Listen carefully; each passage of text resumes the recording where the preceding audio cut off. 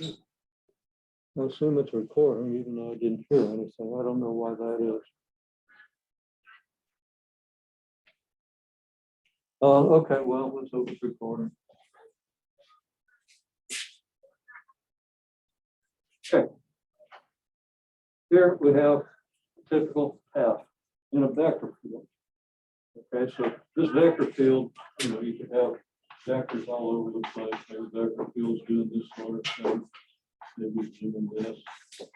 Here, maybe along here and then up here. Okay.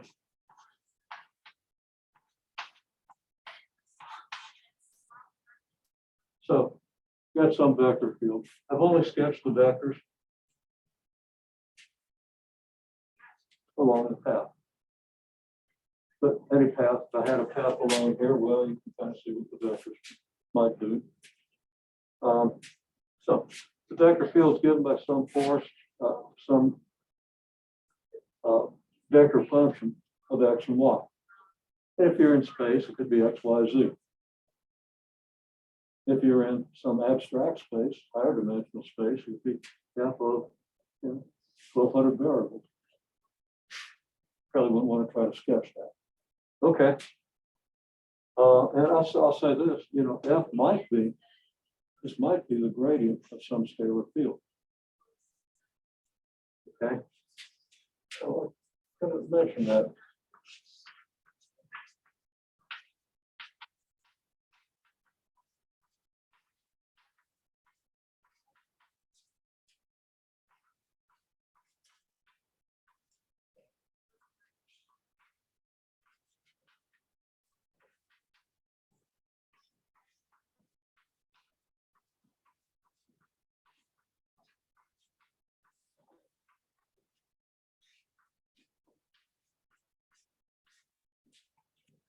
And that would have great implications if F was the gradient of a scalar field. Because turns out if F represents a conservative force, then it is the gradient of a scalar field. Okay. And if F isn't the gradient of some scalar field, it's not conservative. So force is conservative, meaning the work done between 2 points is independent of the path you take between those points, if and only if it's the gradient of a scalar field. We'll get to that. That's a subject, I think, of the next section. But that's a big deal that you want to kind of keep in mind because you're doing physics at the same time. So this has a connection. Okay. And magnetic fields are conservative. Electric fields are conservative. Gravitational fields are conservative. Okay, well, that's a little bit of an aside, but just to give you a little context of where this field might come from and what it might represent. Okay, now we got some path from here to here. And here's the key, and here's what you didn't do because you hadn't seen it before. When I posed this problem, what do you do with the ith interval, right? Okay. You parameterize a path with some parameter t, just like we did back in the early part of the course, almost immediately in the first week or so. Okay, you parameterize a path, and now you just partition that t interval. And that automatically gives you a partition of the path. It partitions the path into subintervals. And the typical subinterval, or the ith increment of the path, corresponding to the subinterval, ti minus 1 ti. And the ith increment of the path goes from this point to this point, where this point is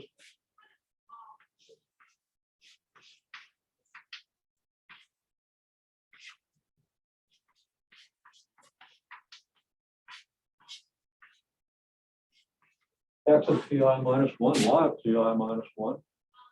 In other words, your increment goes from here to here. So your path will go from the x of ty of t for ti minus 1 to what? What's this going to be? Well, if I was allowing you to talk and mess up the privacy on the video, you would tell me at this point is x of ti y of ti. Then a vector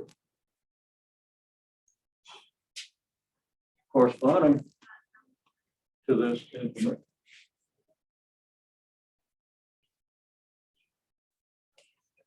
so this, I would draw this vector directly on top of this line segment, but then I'd obliterate the line segment, right?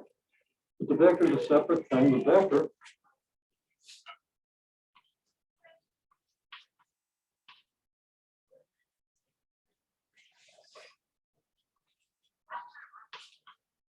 we call that vector delta x.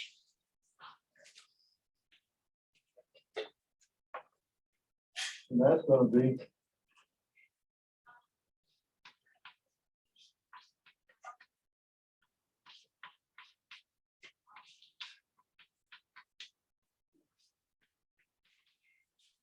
x of ti minus x of ti minus 1i. In other words, the delta x I, right?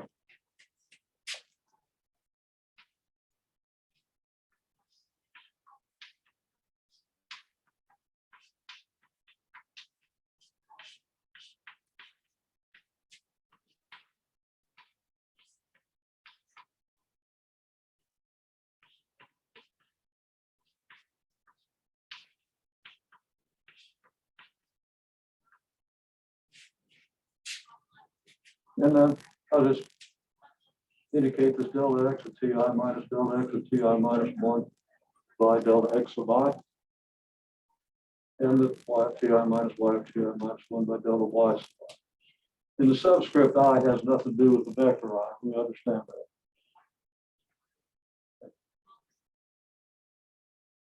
This is a vector, this is a number. They have nothing in common. Okay. Then we have a sample point. Okay, so even a little more color. Okay, let's say our sample point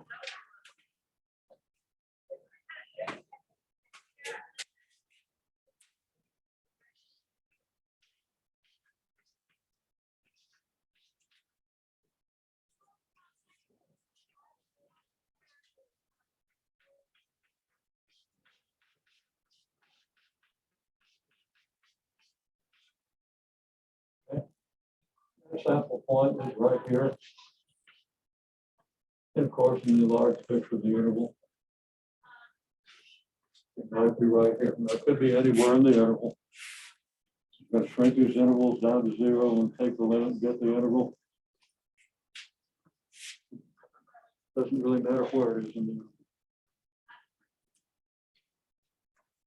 And at this point, we have our force.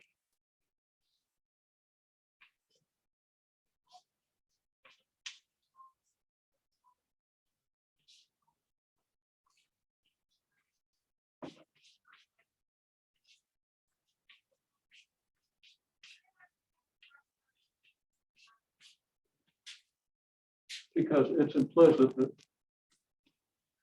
Ti star be between Ti minus 1 and Ti. And we probably ought to note that.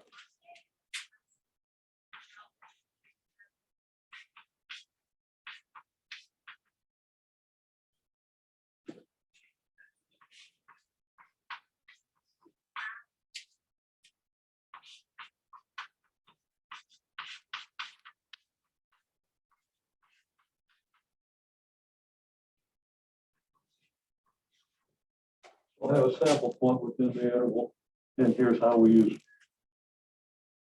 At the sample point, we calculate our force vector. Okay. Okay.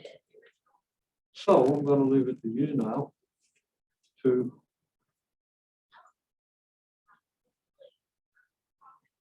tell me what the work is on that interval, what work is done by the force on that interval.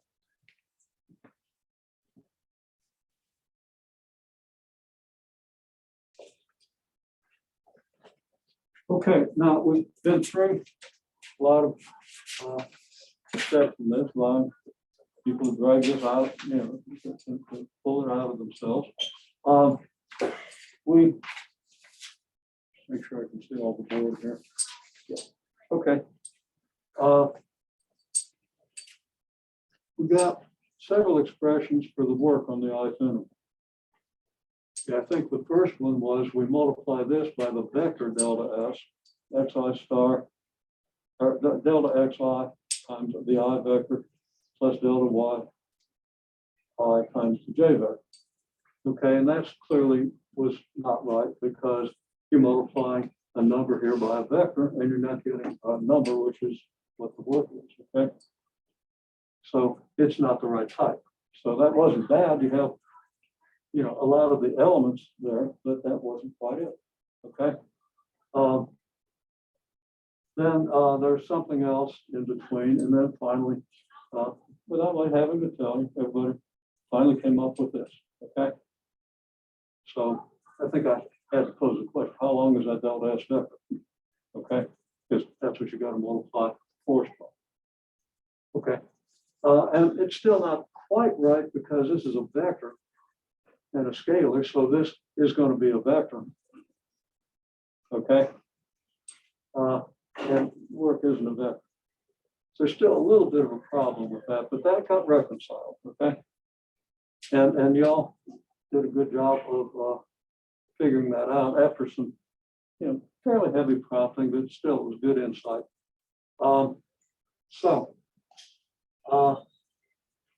Again, we wrote down these conditions, but of course we already have them. And then after looking at these two pictures, okay, finally realized that, first of all, and these are essential pictures. This one's obvious. This is how you got this. Okay, but make sure you got that picture with you, because then you always know what to do. There's the x component, the I component, the j component of the vector. You have a vector in 2 dimensions. Then those two vectors being perpendicular, added together give you this vector. So the magnitude of this vector is the square of the magnitude of this and the magnitude of this, right? And that's where we get this. So that came out really nicely. Took a little prompting. Again, I'm going to have that picture locked in. You also want to say that picture. And then a lot of trouble with work because apparently didn't remember that only the component of the force in the direction of motion does any work. So only that component that either enhances or resists motion from here to here. If the vector is back here, of course, it's like this and be resisting motion. Okay, so what does work is only this component, which is the f cosine theta. Okay. Yeah, that I really didn't represent that. That would be f cosine theta times the unit vector in the direction of delta s. So it'd be f cosine theta times delta s over magnitude of delta s, just to write it down correctly. I didn't want to get hung up on the notational aspects. Wanted to give you the picture, and that's something I came up with. Okay, it's a dot product. Okay, which is something that you should also understand with work. It's the most fundamental thing, maybe. Okay. The work done on a small increment is the work done along a straight line by a uniform force is a dot product of the force displacement. And since on this interval, this typical ith interval, we're assuming that the force is constant, whatever it is at the sample point, and that the delta s there's no curvature. It's just a straight line from the TI minus 1 point to the TI point. Okay. So making those assumptions, which become valid as the interval shrinks down to nothing, we justify then saying that we do just dot product of F dot delta S and come up with this, okay?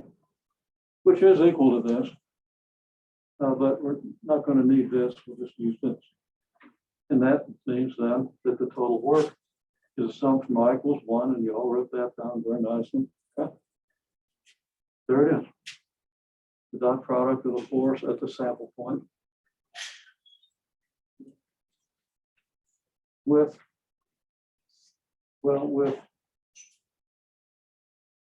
this, but of course this really isn't quite a vector, is it? Okay. So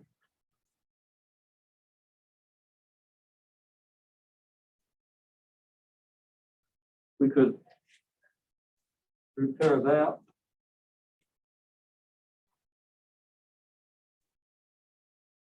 by, this is the magnitude, we multiply that by your delta S vector over the magnitude of the delta S vector. Okay. And of course that would be xi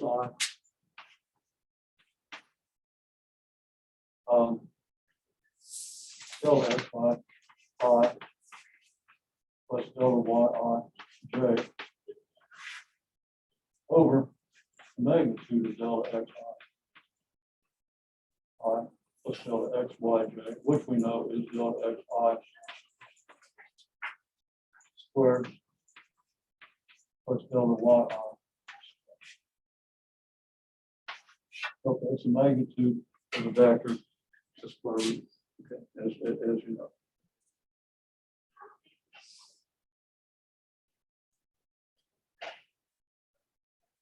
So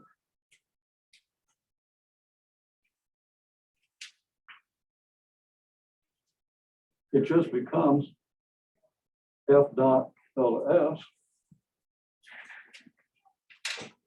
So you can see that this would be divided by this, it would go away, you just have your delta S, right?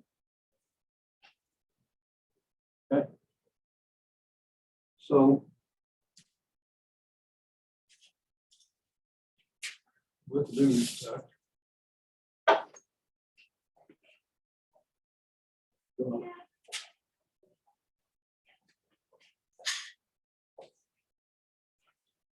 get rid of these details. You really want to take this through.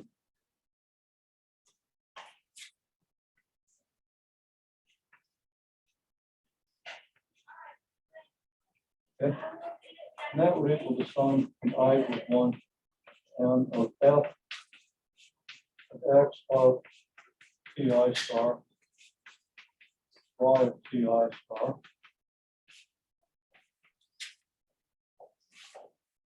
times delta X sub I times I plus delta Yi times J. Okay. Now that approach is an integral. So what we did here, the sum goes from I equals 1 to M. Okay, that means we're going from point, well, what did we partition? We partitioned the T interval, right? The T interval was from A to B. Okay, let's just go back and take a look.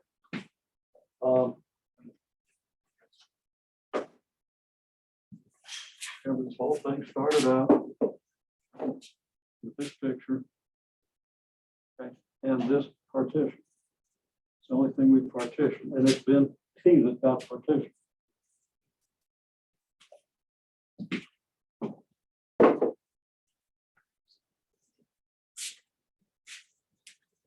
So we're not integrating over just one of the increments.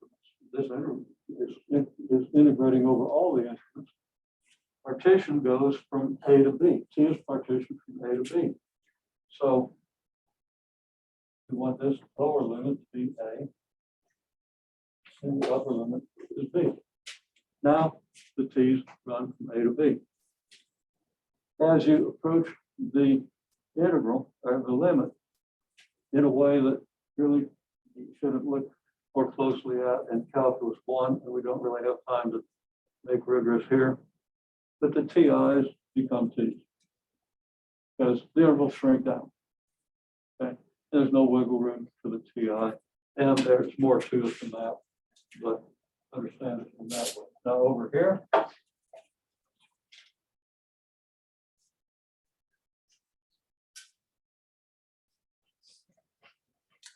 the delta x becomes a dx.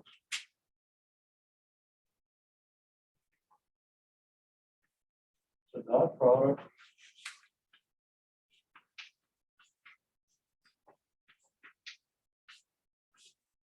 with dxi plus dyj. Okay.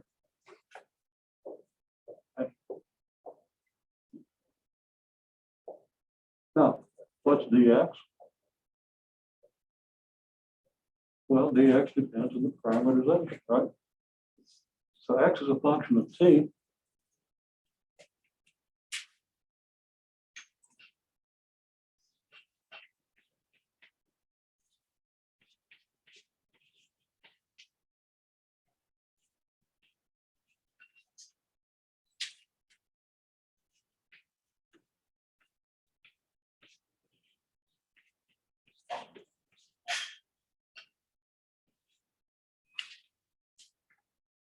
So you could do this.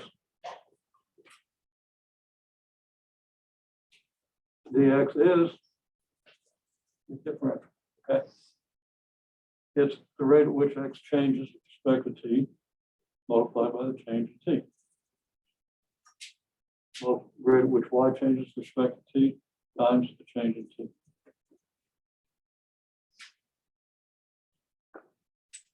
So the final integral is going to look something like this.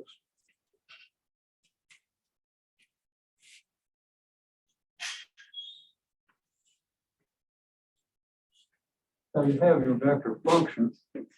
Typically then you'll have the I component and the j component, right? So we're going to call this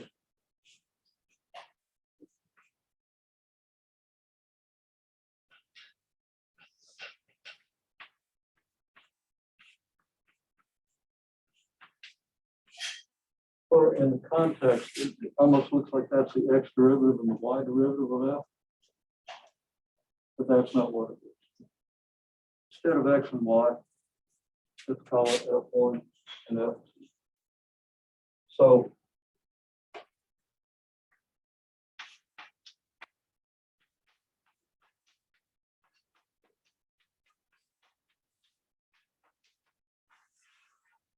of course, it can be put into this form, and that's generally the form you're going to get. If you do a gradient of scalar field, you're going to get sometimes I plus sometimes j. That's some expression.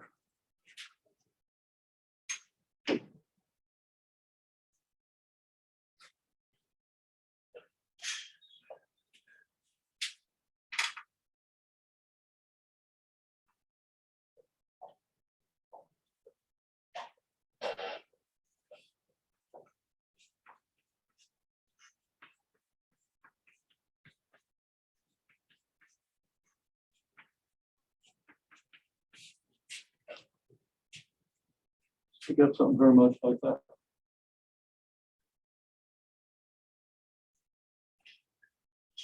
Where if we, this is just going to be some function of x and y, this is going to be some function of x and y.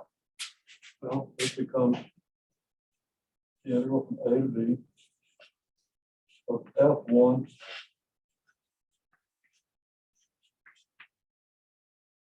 dx dt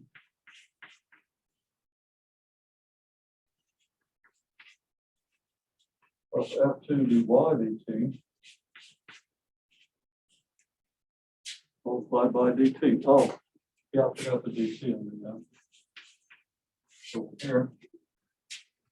No, over here I've just used the fact that dx is dx dt times dt. This is dy dt times dt. So we can factor out the dt, and this is exactly what we get. And if you have the parameterization, it's easy to do the derivative of x with respect to t, the derivative of y with respect to t. So now you just have an integral of some expression that's easy to get, some expression that's easy to get. Okay? If you have the parameterization and the function of xy. Okay? So this all works. Now, the only real things you got to understand at the end here, this is what we have. Okay? Delta S is just delta xi, delta xi plus delta y times t. Okay? Comes right across into the integral as dx and dy instead of delta x and delta y. T's become ti's become t's. Ti stars become t's. And the integral goes from, it corresponds to the parameterization of t. And that puts it together. Everything is pretty obvious, except that you really have to understand this. And this is something that people often come out of calculus classes not understanding. Again, this is rate of change. This is how quickly x is changing by how long it has to change. Okay. You can write it down formally. It looks like an algebra thing where the dt's cancel out and you get a dx. That isn't really what's happening. Still, a lot of mathematicians even treat it as if it's happening because it's kind of safe to do that. Well, there you have it. Now that's the whole theory of logarithm. And that's what we're doing in the section that's due next time. Okay.